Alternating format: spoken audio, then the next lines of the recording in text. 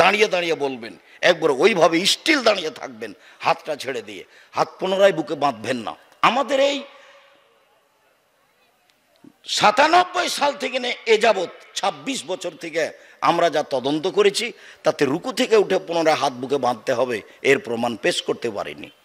যারা অরিজিনাল আরবি তাদের মধ্যে যিনি আলবানী, নাসির উদ্দিন আলবানী রাহিমাহুল্লাহ, পৃথিবীর শ্রেষ্ঠ বিদ্বান, উনি এটাকে নিকৃষ্ট বেদাত বলেছেন পুনরায় হাত বাঁধা। অনেককে যে দেখেন ওটা একটা ইজতেহাদ, পাওয়া যায় না, এই কথাই ঠিক। আর যেটা বলেছেন যে রুকু থেকে উঠে মানুষ যখন দাঁড়াবে তখন সব জোরকে স্ব স্থানে যেতে হবে। আমি যদি হাত ছেড়ে দিই তাহলে কোনোর এই জোরটা স্ব স্থানে যাবে, আর যদি আবার আমি হাত বাঁধি তাহলে জোরের দুইজনের মুখটা ফাঁকা থেকে গেছে। কথা বুঝতে পারেননি? আর যদি ছেড়ে দিই তাহলে দুই জোড়ের মাথা কোথায় চলে গেছে? স্ব স্থানে চলে গেছে। ছেড়েই দিতে হবে, এটাই ঠিক। তারপরে চলেন যাই সিজদায়।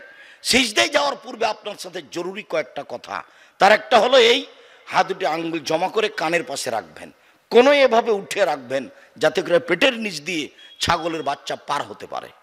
জরুরি কথা যে সিজদায় যাওয়ার সময়তে গায়ে যে কাপড় চুপড় আছে, চুল, সব কিছুই যায় সিজদায়। যার করে আল্লাহ রাসূল বলছেন যে তোমরা চুলকে জড়িয়ে নিও না, কাপড় জড়িয়ে নিও না। আপনার সলাতের শুরুতেই হাত যদি জড়ানো থাকে তাহলে খুলে দিতে হবে। প্যান্ট পায়জামা উপরের দিকে জড়াতে হবে, নিচের দিকে নয়। নিচের দিকে জড়ানো নিষেধ, কেটে ফেলতে হবে। ওই সময় চুল বাঁধা থাকলে খুলে দেওয়া ভালো, খোপা বাঁধার চেয়ে।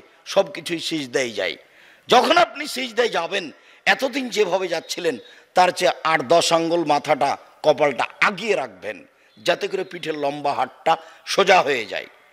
রাসূল সাল্লাল্লাহু আলাইহি ওয়াসাল্লাম বলছেন আমাকে 7 হাড়ের উপরে সিজদা করতে বলা হয়েছে, নাক কপাল এক। নাক কপাল দুইটা মিলে একটা, নাকও লেগে থাকবে, কপালও লেগে থাকবে। নাক আগে না কপাল আগে এটা বিবেচনার প্রয়োজন নেই। নাক কপাল দুই মিলে এক।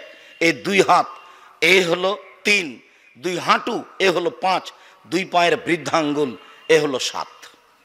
এই 7টা অঙ্কের উপরে সিজদা করতে হবে। জরুরি যে সিজদা করে আপনি গাও চুলকাবেন না। সিজদা অবস্থায় যদি গাও চুলকান, হাত উঠান, তাহলে এবার কয়টা মাটিতে লেগে আছে? 6টা। যদি এক পা দিয়ে আর এক পা চুলকান তাহলে 6টা। একটাও করা যাবে না, এখন করলে পরে করতে হবে। আপনি সিজদা বলবেন সুবহান রাব্বিয়াল আলা, উঁচু আল্লাহর পবিত্রতা বর্ণনা করছি।